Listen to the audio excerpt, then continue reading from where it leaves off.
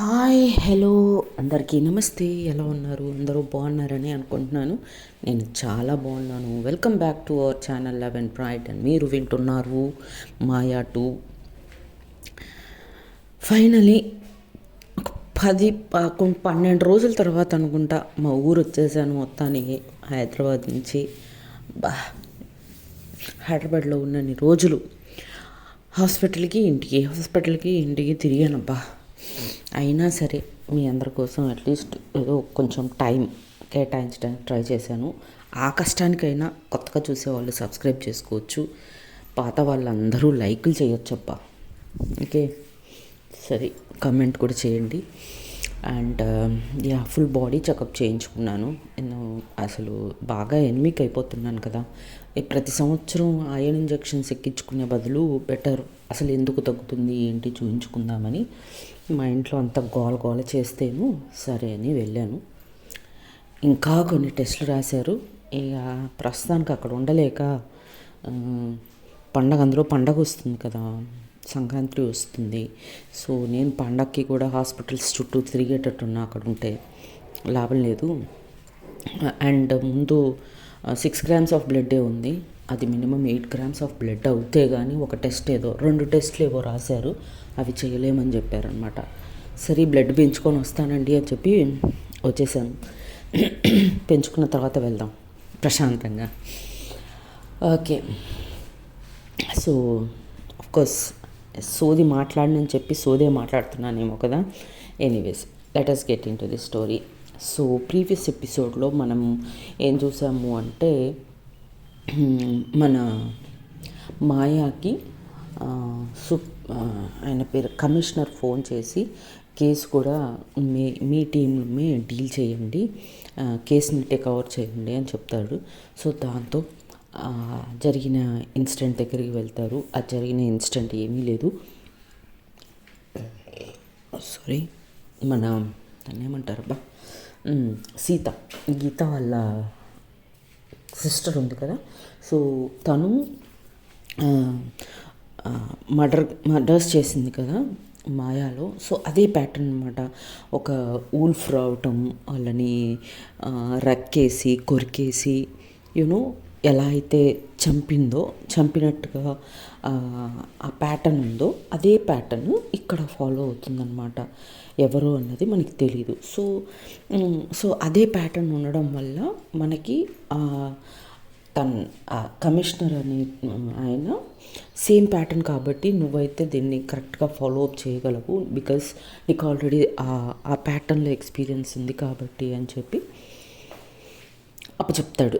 So Govind help తీసుకొని, గోవింద్ తన subordinate కాబట్టి ఓకే, ఈ పోస్ట్ మార్టం రిపోర్ట్స్ అని నువ్వు కలెక్ట్ చేసుకొని డైరెక్ట్గా స్టేషన్కి వచ్చేయమని చెప్పి సలహా ఇచ్చేసి తను కూడా స్టేషన్కి వెళ్ళిపోతుంది. స్టేషన్లో అలీబాయ్ అని ఒక ఆయన ఉంటాడు, సీనియర్ మోస్ట్ ఆ స్టేషన్కి, అండ్ వయసులో కూడా చాలా పెద్ద, ఒక 1 yearలో రిటైర్ అయిపోయి ఏజ్ అనమాట అయింది. సో ఆయన్ని ఆ సీతకి సంబంధించిన ఫైల్స్ అన్నీ తీసుకొని తన క్యాబిన్లోకి రమ్మని చెప్పి వెళ్తారు. ఇంకా అక్కడ అలీబాయ్ అండ్ అలీ అండ్ మాయా ఇద్దరూ కలిసి ఫైల్స్ అన్నీ తిప్పుకుంటూ ఉంటారు. లంచ్ అయిపోతుంది, స్నాక్స్ టైం అవుతుందన్నమాట. అప్పటి వరకు కూడా ఫైల్స్ తిప్పుతూనే ఉంటారు. సో మాయ అలసిపోయి అబ్బా. ఈలోపు మన గోవింద్ కూడా రిపోర్ట్స్ అన్నీ తీసుకొని చేస్తాడనమాట. సో అలీబాయ్ కొద్దిగా రెస్ట్ కావాలి బాయ్, ఇంకా నా వల్ల కాదు, ప్లీజ్ ఈ ఫైల్స్ అన్నీ చూసి తలనొస్తుంది, ఒక 3 కాఫీస్ తీసుకురండి అనగానే ఆయన వెళ్ళి ఒక 3 కాఫీస్ తీసుకొని వస్తాడనమాట. సో మాయా బిహేవియర్ చూసి అలీ కొంచెం షాక్ అవుతాడనమాట. సో వాట్ నెక్స్ట్ అనేది ఇప్పుడు చూద్దాం. సో అలీ అంటాడనమాట, ఏంటమ్మా ఈ మధ్య నీలో చాలా మార్పు చూశాను, నువ్వు చాలా హ్యాపీగా కనబడుతున్నావు, ఇంతకుముందు ఇలా ఉండేదానివి కాదు అని అంటే వెంటనే మాయా, పెళ్ళయింది కదా భయ్, ఇలానే ఉంటుంది, పెళ్ళైతే మనుషులు మారుతారు అంటే ఏంటో అనుకునేదాన్ని, నిజమే పెళ్ళయ్యాకనే నాలో చాలా మార్పు వచ్చింది భయ్ అని అంటదనమాట మాయ. సరే, నా గురించి తర్వాత నువ్వేంటి భయ్ ఈ మధ్య కొంచెం నీరసంగా, కొద్దిగా ఇంతకుముందు చాలా పంక్చువల్గా ఆఫీస్కి వచ్చేటోడి, ఈ మధ్య ఒక 10 to 15 మినిట్స్ లేట్ అవుతున్నావు ఆఫీస్కి, ఏమైంది, వదినకి బాగాలేదా అని అడుగుతుంది అనమాట. అంటే అదంతా ఏమీ లేదమ్మా, యాక్చువల్గా నిజంగా కూడా మా ఆవిడికి బాగుండట్లేదు మ్యామ్. తను ఈ మధ్య లేవలేకపోతుంది, నీరసంగా ఉంటుంది ఎప్పుడు. సో ఇంకా అందుకని పిల్లలకి లంచ్ బాక్సులని అవని నాకు అన్నీ చేసుకొని, ఇంటి పని అంతా చేసుకొని, తనకి మెడిసిన్స్ ఇచ్చి నేను వచ్చేసరికి నిజంగా కూడా లేట్ అవుతుంది మ్యామ్. అండ్ బయలుదేరే టైంకి ట్రాఫిక్ ఒకటి ఎక్కువైపోతుంది. సో దానివల్ల నాకు లేట్ అవుతుందమ్మా, అందుకే లేట్ అవుతున్నాను అని అంటే, ఏమైంది బాయ్ వదినికి అని అడుగుతుంది అనమాట మాయ. అన్నీ ఏమో అమ్మ తెలీదు, హాస్పిటల్కి తీసుకెళ్ళాలి, మనకేమో మన పోలీస్ జాబులతో తెలుసు కదా, టైం ఉండట్లేదు, ఇంటికి వెళ్ళేసరికి పని ఉంటుంది, ఇంకా మా ఆవిడని హాస్పిటల్కి తీసుకెళ్ళే టైం ఉండట్లేదు. అందుకే మా అమ్మకి మా అత్తగారికి అయితే ఫోన్లు చేసి చెప్పాను, ఎవరో ఒకళ్ళు రండి, తన్ని హాస్పిటల్కి తీసుకెళ్ళాలి మీరు అని చెప్పాను. సో 2-3 రోజుల్లో ఎవరో ఒకరు వస్తారు, వాళ్ళు వచ్చి హాస్పిటల్కి తీసుకెళ్తారు మ్యామ్ అని అంటనమాట. అయ్యో భయ్యా, ఎంత భయ్యా, వదిన హెల్త్ అలా నెగ్లెక్ట్ చేస్తే ఎలా, మీరే దగ్గరుండి తీసుకెళ్ళొచ్చు కదా, నన్ను అడిగితే నేను లీవ్ ఇచ్చేదాన్ని కదా అంటే, లేదమ్మా ఇప్పుడు నేను ఇంకో 1 yearలో నాకు రిటైర్మెంట్ ఉంది, ఇప్పటిదాకా నేను ఒక మంచి పేరు సంపాదించుకున్నాను, అస్సలు లీవ్స్ పెట్టడు, బాగా హార్డ్ వర్క్ చేస్తాడు అని ఒక మంచి పేరు ఉంది నాకు. ఈ 1 yearలో నేను అన్వాంటెడ్గా లీవ్స్ పెట్టేసి నాకున్న ఆ పేరుని అనుకోవట్లేదు. అయినా ప్రాబ్లం ఏమీ లేదు, రేపో ఎల్లుండో మా అమ్మ కానీ మా అత్తగారు కానీ వస్తారు, వాళ్ళు తీసుకొని వెళ్తారు అని అంటాడనమాట. అంటే మాయ, అయ్యో బాయ్ సరే ఇప్పటికైనా నువ్వు లీవ్ పెట్టుకో, నీకు పర్మిషన్ ఇస్తున్నాను, నువ్వు వెళ్ళాలనుకుంటే నువ్వు వెళ్ళొచ్చు అంటే, లేదమ్మా కేసు వచ్చింది కదా, మన నమ్మే కదా కమిషనర్ గారు కేసు ఇచ్చారు, సో ఇలాంటి టైంలో అసలు వెళ్ళనమ్మా అని అంటాడనమాట. అంత డెడికేటెడ్ పర్సన్ అలీ. అయ్యో భయ్యా అని సరే అని మళ్ళీ అప్పుడు అలీ అంటాడు, అలీ మాయాని, కానీ నువ్వు ఇప్పుడు ఎలా నవ్వుతున్నావు అంటే చాలా అందంగా ఉన్నావమ్మా, ఒకప్పుడు నువ్వు ఇలా లేవు, నువ్వు వస్తున్నావంటే స్టేషన్ మొత్తం ఉనికిపోయేది, ఎప్పుడు చూడు పడుకునేదానివి కాదు, మమ్మల్ని పడుకొనిచ్చేదానివి కాదు, నువ్వు తినేదానివి కాదు, మమ్మల్ని తిననిచ్చేదానివి కాదు, ఎప్పుడు చూడు నీ వెనకాల నువ్వు ఉరుకుతూ మమ్మల్ని కూడా ఉరికిచ్చేదానివి, అంత సీరియస్గా ఎప్పుడు ఒక చిన్న నవ్వు కూడా లేకుండా ఎప్పుడూ ఉరుకుతూ పరుగులు అంటూ నువ్వు ప్రశాంతంగా ఉండకుండా మమ్మల్ని కూడా ప్రశాంతంగా ఉండనిచ్చేదానివి కాదు, ఇంటికి వెళ్ళినా ఫోన్లు చేసేదానివి, అలాంటి నువ్వు ఎంత మారిపోయావమ్మా, ఆశ్చర్యంగా ఉంది నిన్ను చూస్తే అని అలీ అంటాడనమాట మాయాతో. అనగానే అవును బాయ్, మంజు నా లైఫ్లోకి వచ్చాక నాలో చాలా రకాల మార్పులు వచ్చాయి బాయ్. అంతకుముందు నాకు ఎవరితో ఎలా మాట్లాడాలి, ఎవరితో ఎలా ఉండాలి, ఎవరికి ఎంత రెస్పెక్ట్ ఇవ్వాలి, ఎవరిని డిమాండ్ చేయాలి ఏమీ తెలిసేది కాదు. నాకు తెలిసిందల్లా నాకు కావాల్సిన పనిని బెదిరించైనా చేయించుకోవటం. బట్ మంజు నా లైఫ్లోకి వచ్చాక చాలా మారిపోయాను బాయ్. చిన్నప్పుడు మా నాన్నమ్మ నన్ను పెంచింది, అమ్మ నాన్న యాక్సిడెంట్లో చనిపోయారు, దాంతో నేను మా బామ్మ చేతిలో పెరిగాను. మా బామ్మ పాపం నా కోసం నన్ను ఎలా అయినా మంచి పొజిషన్లో ఉంచాలని ఎక్కడో దూరంగా గుట్టలో చలికి ఆ మ్యాన్షన్లో వంట పనులు చేసుకుంటూ చక్కగా నన్ను ఒక పద్ధతి ప్రకారంగా పెంచింది. సో నాకు ఆ చిన్న వయసులోనే ఒకటి పడిపోయింది, అమ్మా నాన్న లేకపోయినా నన్ను బామ్మ ఇంత కష్టపడి పెంచుతుంది కాబట్టి నాకంటూ ఒక సర్టన్ ఏజ్ వచ్చిన తర్వాత బామ్మని కూర్చోపెట్టి నేను దాన్ని హ్యాపీగా చూసుకోవాలి అనే ఒక థాట్ వచ్చింది ఆ వయసులోనే. అప్పటి నుంచి పరిగెత్తడం మొదలుపెట్టాను, చదవాలి, బాగా చదువుకోవాలి, మంచి మంచి మార్క్స్ తెచ్చుకోవాలి, కుదిరితే చిన్న పార్ట్ టైం జాబ్స్ చేసుకొని అయినా బామ్మని పెద్దగా కష్టపెట్టకూడదు. చిన్న చిన్న ఎక్స్‌పెన్సెస్‌కి నేనేదన్నా పార్ట్ టైమ్ జాబ్ చేసుకొని సంపాదించుకోవాలే కానీ, ఒక ఫీజు మాత్రమే బామ కట్టేటట్టు, మిగతా ఖర్చులన్నీ నేను సంపాదించుకునేటట్టు అని చెప్పి కష్టపడి అలానే ఇంకా ఎంతసేపు చదువు పని ఇలానే నా జీవితం గడిచిపోయింది బాయ్. ఆ టైంలో ఫ్రెండ్స్ ఉండాలి లైఫ్‌లో, కొంచెం ఎంటర్‌టైన్‌మెంట్ ఉండాలి లైఫ్‌లో అనేది ఆ వయసులో నాకు తెలియలేదు. తిరిగి చూసుకునేసరికి చిన్నతనం అంతా అయిపోయింది. తర్వాత కాలేజ్ లైఫ్ స్టార్ట్ అయింది బాయ్. కాలేజ్ లైఫ్లో నన్ను చాలామంది అప్రోచ్ కూడా అయ్యారు. మగవాళ్ళు ఐ లవ్ యూ అని లెటర్స్ వచ్చాయి, ప్రపోజల్స్ వచ్చాయి. బట్ అప్పుడు కూడా నా గోల్ అంతా ఒక మంచి ఐపీఎస్ ఆఫీసర్ అవ్వాలి, బామని బాగా చూసుకోవాలన్న ఆలోచనే తప్ప ఎప్పుడూ కూడా మా ఫ్రెండ్స్కి అందరికీ అంటే మామూలుగా కాలేజీలో ఉండే క్లాస్మేట్స్కి అందరికీ ఆల్మోస్ట్ అందరికీ లవర్స్ ఉండేవాళ్ళు, బెస్ట్ ఫ్రెండ్స్ అంటూ ఉండేవాళ్ళు. బట్ నాకు ఎప్పుడూ ఎవరూ లేరు. ఎందుకంటే నేను మాట్లాడితే లెక్చరర్స్తో మాట్లాడేదాన్ని. ఫ్రెండ్స్ అంటే లైబ్రరీలో నా బుక్సే నాకు ఫ్రెండ్స్గా ఉండేవాళ్ళు. సారీ. సో అలా నా కాలేజ్ లైఫ్ కూడా గడిచిపోయింది. ఎక్కడా కూడా ప్రేమించాలి, మన లైఫ్లో ఒకరు ఉండాలి, మనం ఒకటి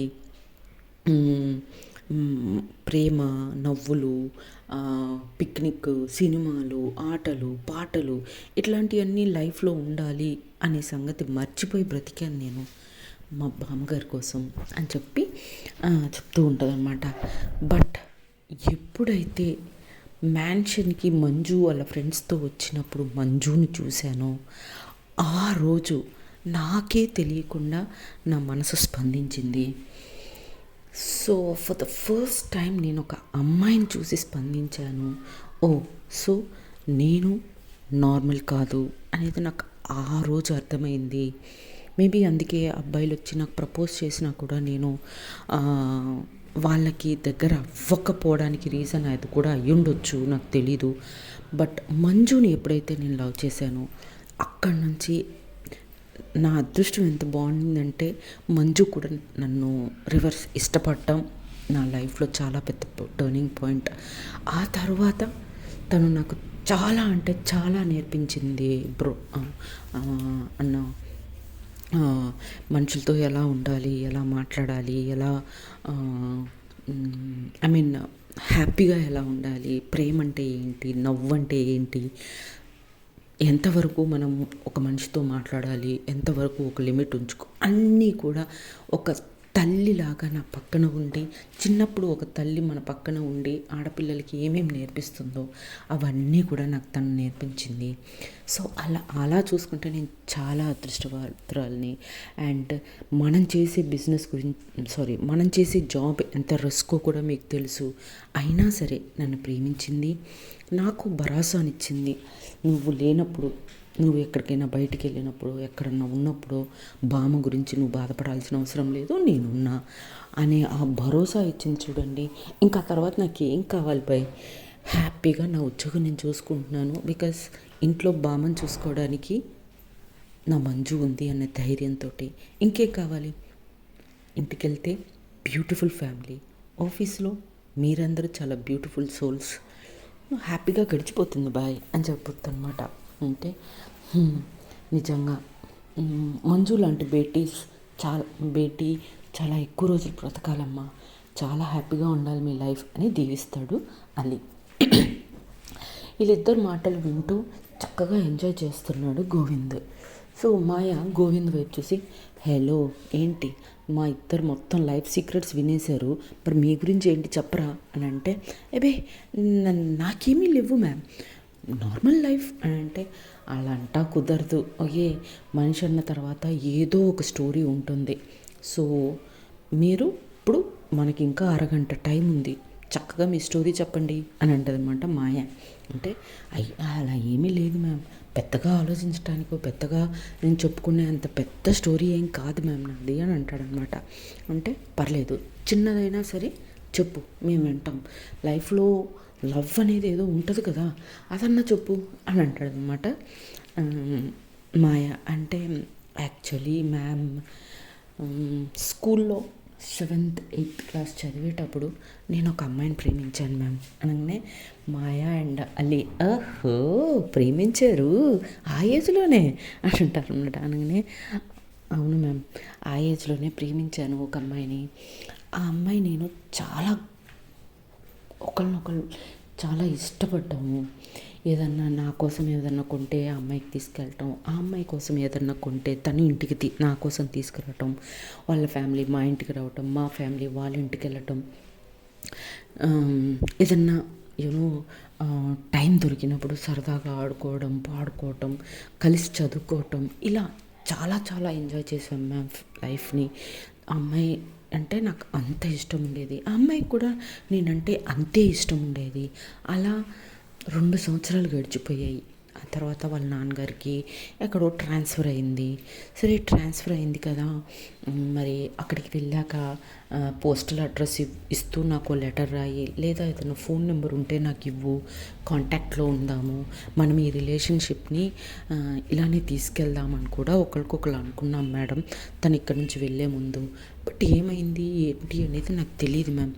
ఆ తర్వాత నాకు తన దగ్గర నుంచి లెటర్ రాలేదు, మెసేజ్ రాలేదు, కాల్ రాలేదు. అట్లీస్ట్ మళ్ళీ ఆ ఊరికి ఒక్కసారన్నా తిరిగి వచ్చింది చూసింది లేదు అని చెప్పి అంటదనమాట, అని చెప్తూ ఉంటాడనమాట. ఓ అవునా అంటది మాయా. అవును మేడం. ఆ తర్వాత నేను చాలా రోజులు ఆ అమ్మాయి ఆలోచనలలోనే చాలా డిప్రెషన్, ఆల్మోస్ట్ డిప్రెషన్ దాకా వెళ్ళిపోయాను మ్యామ్. బట్ ఈలోపు 10th అయిపోయింది. ఈలోపు మా అమ్మకి క్యాన్సర్ అని చెప్పి తెలిసింది మేడం. ఇంకా తర్వాత నేను డిసైడ్ అయ్యాను, నేను ఎవరో అమ్మాయి గురించి ఆలోచించుకుంటూ నా కన్న తల్లిదండ్రులను నెగ్లెక్ట్ చేసేసాను ఇన్ని రోజుల నుంచి అని నేను +1 +2 చదువుకునే టైంలో పార్ట్ టైం జాబ్స్ చేశాను మేడం మీకులాగానే. సో దట్ అమ్మకి మెడిసిన్స్ వరకైనా నా వంతు సహాయం చేద్దాము అని చెప్పి. నాన్న ఒక చిన్న కొట్టులో ఏదో మామూలు వర్కర్గా పనిచేసేవాడు మేడం. ఆయన శాలరీ మాకు భోజనాలకే సరిపోయేది కాదు. సో అంత పువర్ ఫ్యామిలీ నుంచి వచ్చాను మేడం నేను. సో అలా నేను మా అమ్మ బట్ మా అమ్మకి అంత గొప్ప ట్రీట్మెంట్ మేము ఇవ్వలేకపోయాము. మెడిసిన్స్ కొనడానికే నాకు చాలా కష్టమయ్యేది. ట్రీట్మెంట్ ఇవ్వలేకపోవడం మూలంగా నేను ఇంటర్ సెకండ్ ఇయర్లో ఉన్నప్పుడు మా అమ్మ చనిపోయింది మేడం. ఆ తర్వాత నాన్న చాలా డిప్రెషన్లోకి వెళ్ళిపోయాడు. సరే ఉన్న నాన్నైనా ఎలా అయినా నేను మంచిగా కాపాడుకోవాలి, తన ఆరోగ్యాన్ని నేనే కాపాడుకోవాలి. ఇలా డిప్రెషన్లోకి ఇక్కడే ఉంటే ఇంకా డిప్రెషన్లోకి వెళ్ళి నాకు ఈ మనిషి కూడా దక్కడు అని భయం వేసి ఆయన్ని ఆ ఊరు నుంచి ఈ ఊరికి తీసుకొచ్చేసాను మేడం. ఇక్కడికి వచ్చిన తర్వాత డిగ్రీ జాయిన్ అయ్యాను. డిగ్రీ జాయిన్ అయిన తర్వాత అక్కడ ఒక అమ్మాయిని లవ్ చేశాను మేడం. కానీ నేను ఎప్పుడూ ఆ అమ్మాయిని లవ్ చేస్తున్న సంగతి నేను ఎప్పుడూ ఆ అమ్మాయికి చెప్పలేదు. కానీ ఆ అమ్మాయి చూస్తూ నేను చాలా హ్యాపీగా ఫీల్ అయ్యేవాడిని. ఆ అమ్మాయి అప్పుడు మాయ ఎందుకు చెప్పలేదు, అంత ప్రేమించినప్పుడు నీ ప్రేమ చెప్పాలి కదా అంటే, లేదు మేడం అప్పటికే ఆ అమ్మాయి ఇంకొక అబ్బాయిని లవ్ చేస్తుంది. సో అలా ఒక అబ్బాయిని లవ్ చేసేటప్పుడు మన లవ్ని ఎక్స్ప్రెస్ చేసి ఆ అమ్మాయిని ఇరకటంలో పెట్టడం నాకు నచ్చలేదు. అందుకే నేను నా లవ్ని ఎక్స్ప్రెస్ చేయలేకపోయాను. బట్ ఆ అమ్మాయి కోసం ఏమైనా చేయాలి, ఏమైనా చేసేయచ్చు అనే అంత బ్యూటిఫుల్ సోల్ ఆ అమ్మాయిది. చాలా మంచి అమ్మాయి, చాలా పద్ధతి గల అమ్మాయి. సో ఆ అమ్మాయి అంటే నాకు చాలా ఇష్టం. మా నాన్నగారు కూడా చెప్పేవాడిని దట్ నాకు ఒక అమ్మాయి నచ్చింది మా కాలేజ్లో అని. కానీ మా నాన్నగారు చెప్పాను కదా మ్యామ్, డిప్రెషన్లో ఉండి నేను ఏం చెప్పినా వినడు. ఏదో నా తృప్తి కోసం నేను మా నాన్న దగ్గరికి వెళ్ళి నా బాధలు ఆనందమైన కష్టమైన మా నాన్నతో చెప్పుకుంటాను అని అంటాడనమాట. సో వాట్ నెక్స్ట్ ఏంటి అనేది నెక్స్ట్ ఎపిసోడ్లో చూద్దాం. అప్పటి వరకు tata bye bye, see you. జై హింద్, జై శ్రీరామ్.